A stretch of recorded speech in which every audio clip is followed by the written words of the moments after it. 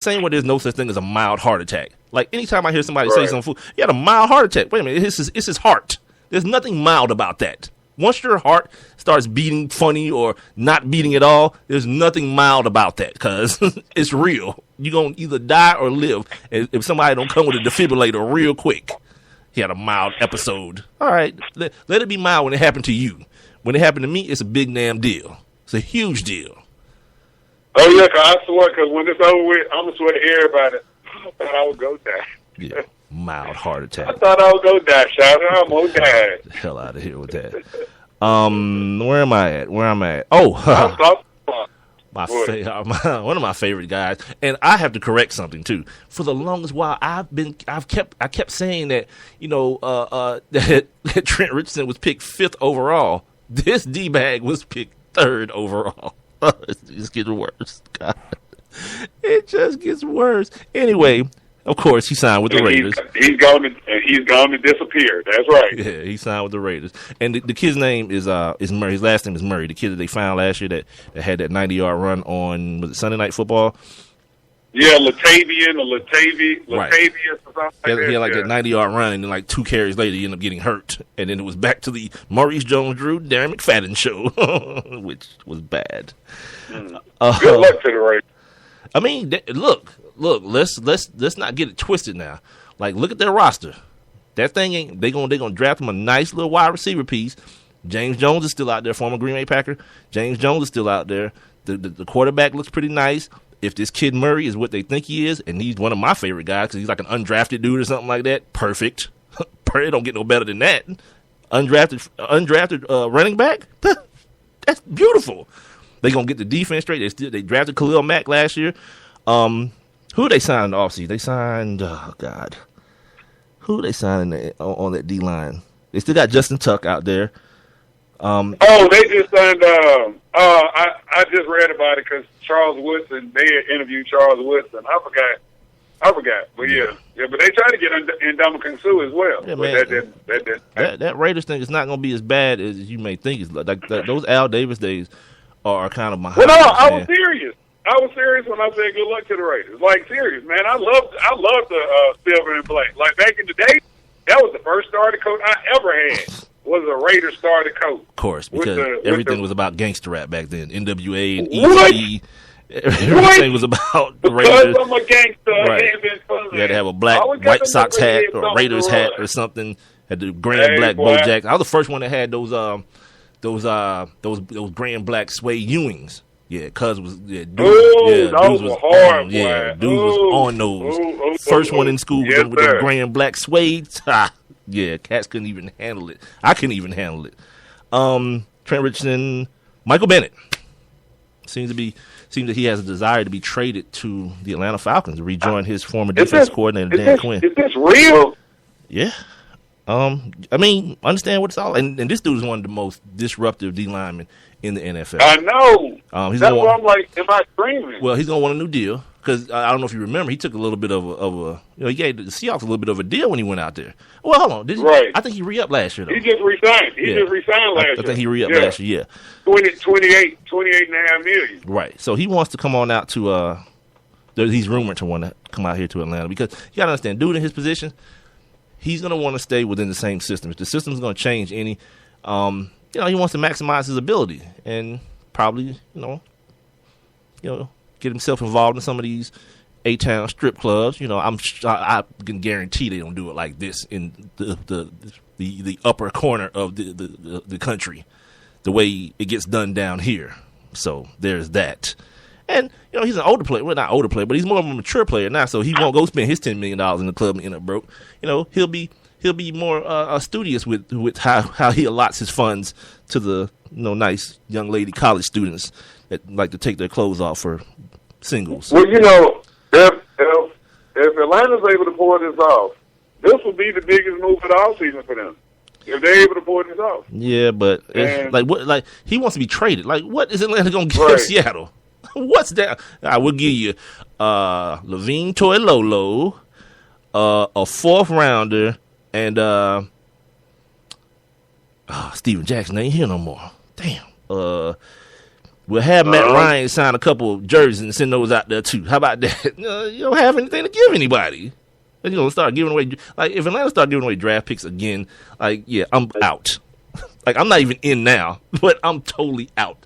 Like, that team will probably never get mentioned by me again if that starts happening, because you haven't learned a damn thing. You start giving away draft picks, I don't care who it is. You start giving away draft picks again, I won't be surprised. I'm just telling you, the end result is I'm done.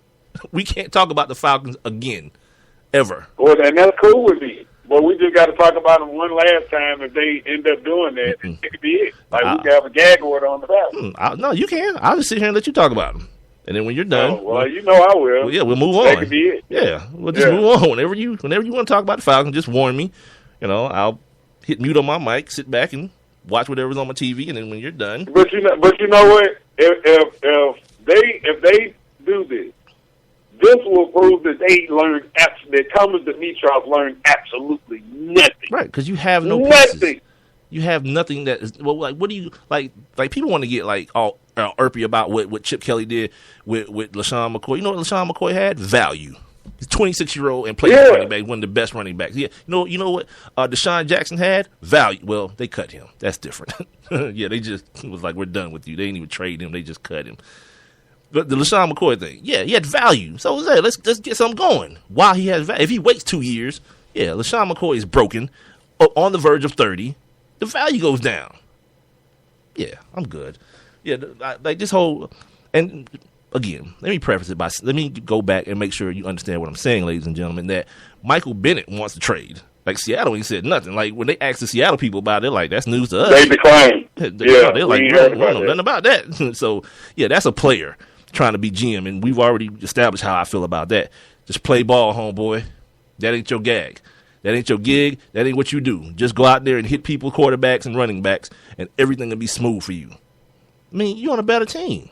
Let's keep it real. Like, but I understand. Like, I live here, and I know. Yeah, I understand. I live here, dude. So, yeah. Well, I'm just saying. I mean, look, the Falcons got. Okay, just real quick, going back to the whole value thing. The only thing that we have a value for real, is the dude that got us in this mess, and that's Julio.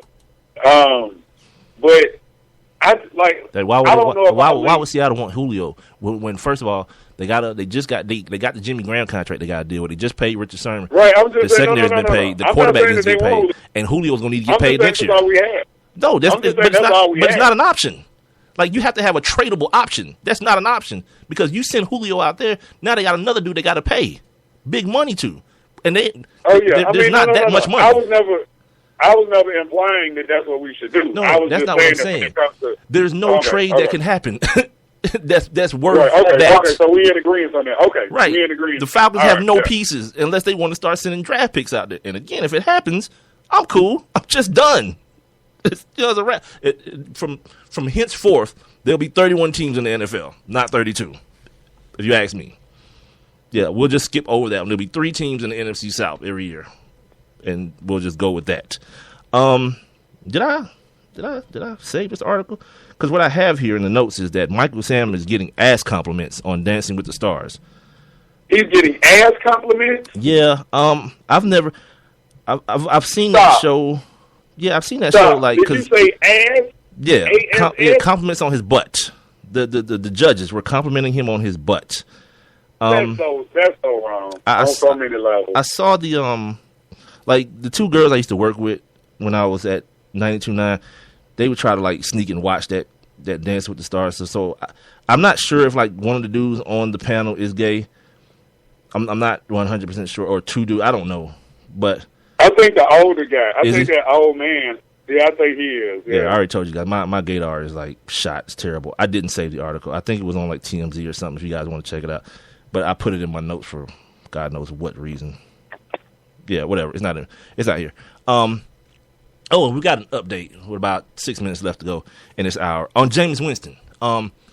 We talked about him just deciding not to go. Well, there's some underlying things to that. Someone really important to him in his life, his grandmother, is not of the best health and wouldn't be able to make it to Chicago. So he wants to totally understand. Yeah, he wants to spend time with her. He wants to spend that moment, one of the best moments in life with someone who he kind of attributes for part of his upbringing. Done. Mm-hmm. Like stop the music. Done. Anyone who tries to coerce this dude or says this dude, like I read some stuff about him giving the NFL the middle finger. Hold on, know what you're talking about first. That's all. Again, about getting information. Get the information, man. It's everywhere. So just get it and use it. So as we were talking about yesterday, him being in Bessemer, getting it up and barbecuing, which they probably still will be doing. But they will. More importantly, they will. Grandma just be on the lazy boy chilling. Yeah. She's gonna be shucking peas or whatever, and washing collets and whatever old people do, soaking her feet while she's doing it, and they gonna grub. But more importantly, he's gonna get a chance to share, one of the biggest moments in life with a woman that he loves, as much as anybody in the world. And so, good for him, man. Good for him making that, going ahead and making that big man decision. I didn't talk about this yesterday. It came up. Well, didn't come up, but I saw it yesterday. I saw Marcus Mariota on Camp Gruden yesterday, and God, the more and more I see this kid, like just as a guy, it's kind of just uncomfortable to me, because you can tell like now, like people have been coaching him to smile more and like try to be more affable and laugh a little bit more, right? And you can just really tell he's not really that comfortable being that guy. He just wants to be a dude, just wants to be him. And it's such a, I don't want to call it a shame, because he's got money to make, and part of the money that's there to be made is based on his personality and who he is as a leader and all these kind of things, face of the franchise type situation. So I understand it completely. But when I see it, it makes me feel uncomfortable, and that's very hard to do. Like, very few things make me uncomfortable. When I see a dude, like, really, really trying his hardest to be somebody he's absolutely not, it just makes me shudder a little bit, because I feel that way, like when I'm watching, like, these NFL shows on ESPN, I see these D-bag former players just talking total nonsense. It just makes my skin crawl a little bit, because I'm like, you don't believe that. There's no way in the world you believe that, for real. You ain't played 12 years in the league to start talking about somebody's a great corner because they got the swag that the team needs. What? So you mean tell me if this dude was a 6th-round pick with all the swag in the world, like somebody should pay him some money because of his swag? No, douchebag. It's called skill. Like, tell me, like, put me in that position. Like, if you played football for that long, come on, you got to be able to, like, put me in the room. Invite me in. He got swag, man. Yeah, don't he talk got to me swag, dog. That's ridiculous. Turn up. Like, if you want to have that conversation with, like, somebody at the barbershop or whatever, but you're on national TV in a position where people are supposed to be expecting a formidable opinion from you, and that's all I'm getting, yeah, I'm turning. What are you talking about, Keyshawn? Keyshawn sometimes gives me something. I'm talking about like guys like Darren Sharper. Like I call Damian Woody like he's Captain Obvious. Like, did I tell you what he tweeted the other day? And I rarely do this. Like when like guys like him and Shannon Sharp, people I follow like that, I rarely like reply to something that they say or something. But this dude said, and we got like 2 minutes here, plenty of time to get this out. He says if what's the kid's name from West Virginia? The big wide receiver. What's that big kid's name? I was just watching Path to the Draft earlier today. Okay, we got to make a rule though. We both bad with names, so we gonna stop putting each other on the spotlight. No, dude, I got to get better, man. I've got to get better at this, man. Either way, the big kid from West Virginia, he says if this kid turns out to be like Calvin Johnson, somebody's gonna have him a hell of a draft pick. I was like, yeah, no S, Captain Obvious. You can say that about any player in the draft. You know what I mean? If Vic Beasley turns out to be like J.J. Watt, somebody had a hell of a draft. Of course. Right. Like, who do you think you're enlightening with that information? No one. No one. I was like, what the hell? People pay this dude. And here I am doing this for free? Yeah. The world is definitely off its damn axis when that stuff happens. Like, this dude got like 100,000 followers, and that's the best he got to give somebody. If this dude turns out to be like Calvin Johnson, somebody's going to have a hell of a draft pick. You think so? You talking about Kevin White? Thank you, Kevin White. Yeah. You think that's the case? Yeah, Calvin Johnson's an all-time great already. You ain't told nobody nothing. Woosah. Anyway, as we wrap up this hour of the Sports Kings podcast, remember we're being heard on Spreaker.com, and you can always get in contact with us via the social media sites, Instagram, Twitter, and Facebook, at Sports Kings Live. You can also email us any ideas you may have for the show, any comments you may have, or if you'd like to be a sponsor of any hour of the show, feel free. Email us at sportskingslive@gmail.com, and we'll be back with the second hour.